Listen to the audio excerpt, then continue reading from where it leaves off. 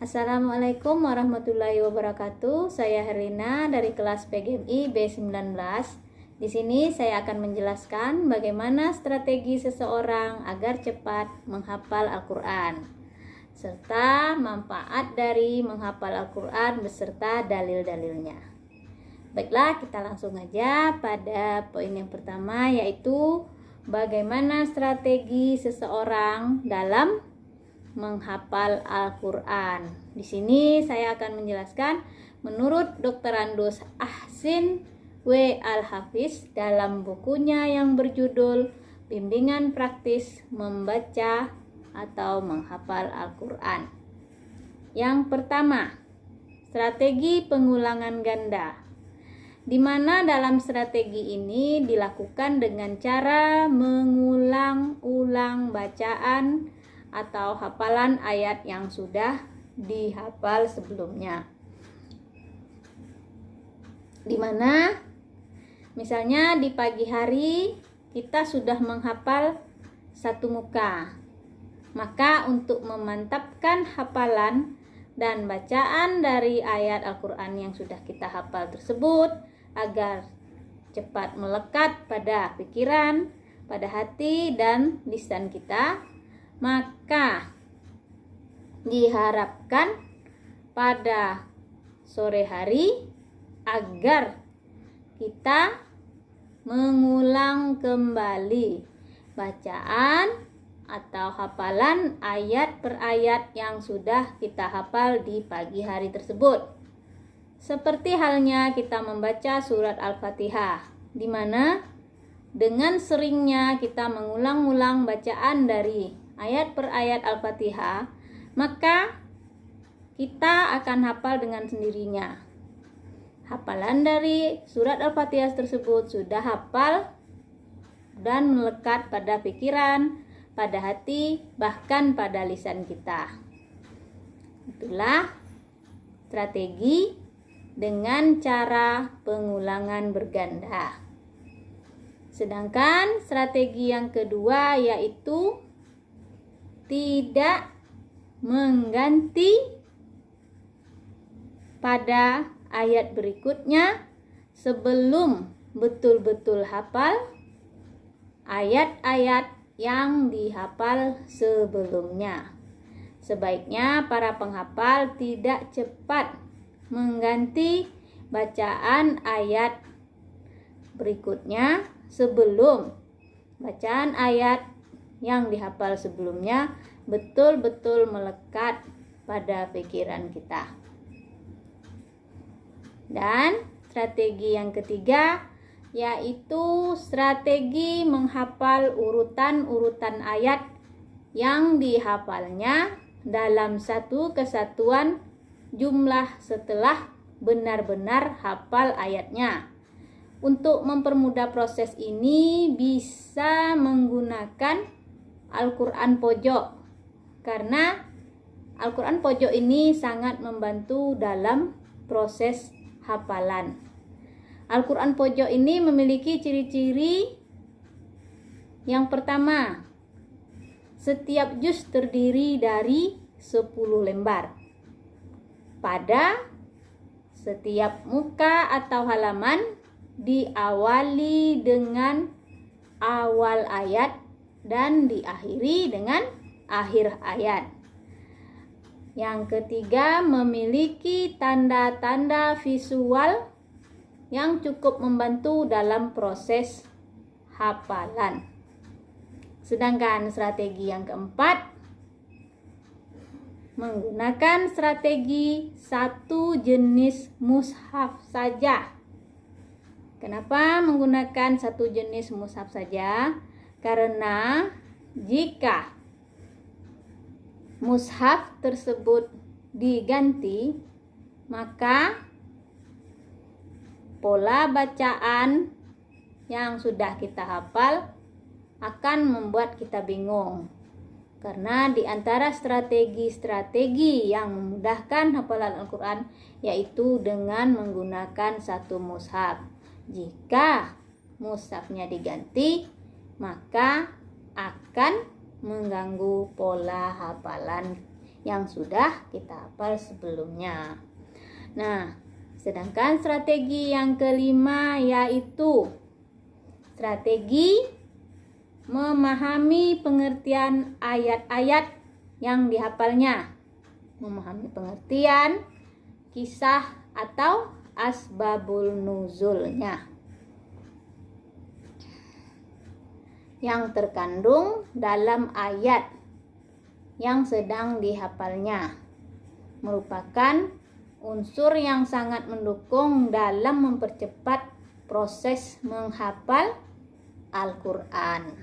Yang keenam, strategi memperhatikan ayat-ayat yang serupa ditinjau dari aspek makna, lafal dalam susunan struktur bahasanya.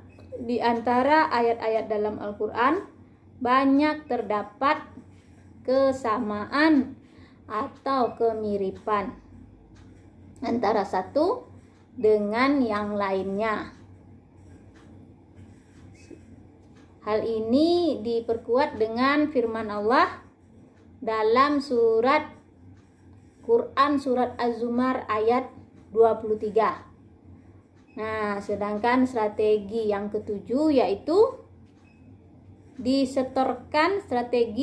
disetorkannya hafalan pada seorang pengampu atau guru tahfiz.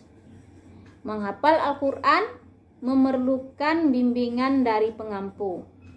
Agar cepat menghafal Al-Quran, kita memerlukan bimbingan dari pengampu atau seorang guru tahfiz, agar kita dapat menyetorkan hafalan kita apa saja yang sudah kita hafal ayat per ayat, atau bacaan sudah benar atau tidak. Jika bacaan sudah benar dan mantap dan sudah hafal di luar kepala, kita dapat menyetorkan pada pengampu. Ayat-ayat yang sudah disetorkan, baik setoran yang untuk menambah setoran berikutnya ataupun takrir atau mengulang setoran sebelumnya. Sedangkan cara memelihara hafalan yang sudah kita hafal tersebut, ada dua cara. Yang pertama, cara memelihara hafalan bagi yang belum khatam 30 juz. Nah, yang belum khatam 30 juz dapat dengan melakukan takrir sendiri, atau yang kedua dengan takrir dalam sholat, baik itu sholat wajib maupun sholat sunat. Sedangkan yang ketiga bisa dengan takrir bersama, dan yang keempat takrir di hadapan guru. Sedangkan cara yang mempertahankan bagi yang sudah hafal, yang sudah khatam 30 juz, yaitu dengan cara istiqomah. Istiqomah yang pertama, istiqomah takrir Al-Quran dalam sholat, baik itu sholat wajib maupun sholat sunat. Yang kedua, istiqomah di luar sholat. Yang ketiga, khatam seminggu sekali, 2 minggu sekali, ataupun sebulan sekali. Yang keempat, sering mengikuti simaan atau tasmi'. Sedangkan yang kelima, mengikuti perlombaan atau musabaqah hifzil Quran. Nah, itulah beberapa strategi agar cepat menghafal Al-Quran. Nah, saya akan lanjutkan manfaat dari membaca atau menghafal Al-Quran beserta dalilnya. Manfaat yang pertama yaitu merupakan orang pilihan Allah Subhanahu wa Ta'ala. Berdasarkan dalilnya, sesungguhnya Allah Subhanahu wa Ta'ala memiliki keluarga di antara manusia. Para sahabat bertanya, "Ya Rasulullah, siapakah mereka?" Rasul menjawab, "Para ahli Quran. Merekalah keluarga Allah Subhanahu wa Ta'ala dan pilihan-pilihannya." Hadis riwayat Ahmad. Manfaat yang kedua yaitu menerima derajat yang tinggi dari Allah Subhanahu wa Ta'ala. Berdasarkan dalil, orang-orang yang hebat membaca Al-Quran akan ditemani para malaikat pencatat yang paling mulia dan taat kepada Allah Subhanahu wa Ta'ala. Dan orang tua yang terbata-bata membaca Al-Quran dan bersusah payah mempelajarinya akan mendapatkan 2 kali lipat pahala. Hadis riwayat Bukhari. Yang ketiga, manfaat yang ketiga yaitu mendapat syafaat atau pertolongan di hari kiamat. Berdasarkan dalilnya, bacalah Al-Quran karena pada hari kiamat nanti akan datang memberikan syafaat yang baik bagi pembacanya.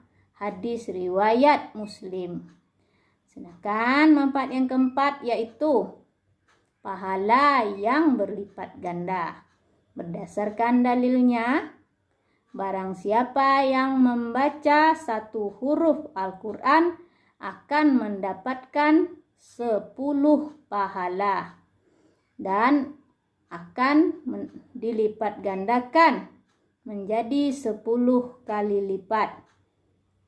Dan aku tidak pernah mengatakan alif lam mim merupakan 1 huruf, melainkan alif 1 huruf, lam 1 huruf, dan mim 1 huruf tersendiri.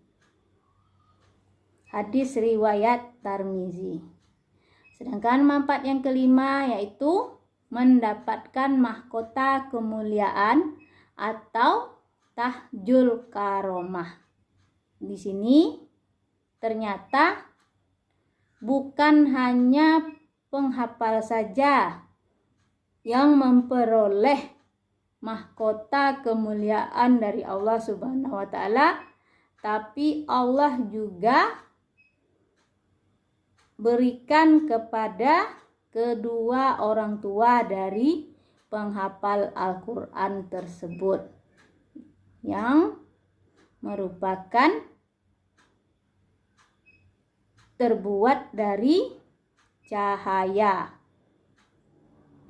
selama mereka beriman dan tidak melakukan perbuatan dosa. Berdasarkan dalilnya, di mana orang-orang yang tidak terlena oleh mengembala kambing dan mereka membaca kitabku, maka berdirilah mereka dan dipakaikanlah kepada salah satu mereka mahkota kemuliaan, diberikan kemenangan dengan tangan kanan dan kekekalan dengan tangan kirinya. Hadis riwayat At-Tabrani. Dan dari Abu Hurairah anhu, Rasulullah Sallallahu Alaihi Wasallam bersabda, Al-Quran akan datang pada hari kiamat seperti orang yang wajahnya cerah, lalu bertanya pada penghafalnya, "Kamu kenal saya? Sayalah yang membuatmu bergadang dan membuatmu terjaga sepanjang malam, membuatmu kehausan di siang hari, dan kemudian diletakkan mahkota kehormatan di kepalanya dan kedua orang tuanya diberi pakaian indah yang tak ternilai dengan seisi dunia. Lalu orang tuanya bertanya, "Ya Allah, dari manakah kami mendapatkan pakaian seperti ini?" Allah Subhanahu wa ta'ala menjawab, "Dari anakmu penghafal Al-Quran." Hadis riwayat Tabrani. Demikianlah penjabaran dari penjelasan saya mengenai strategi menghafal Al-Quran dan manfaat serta dalil dari menghafal Al-Quran tersebut. Assalamualaikum warahmatullahi wabarakatuh. Semoga bermanfaat. Terima kasih.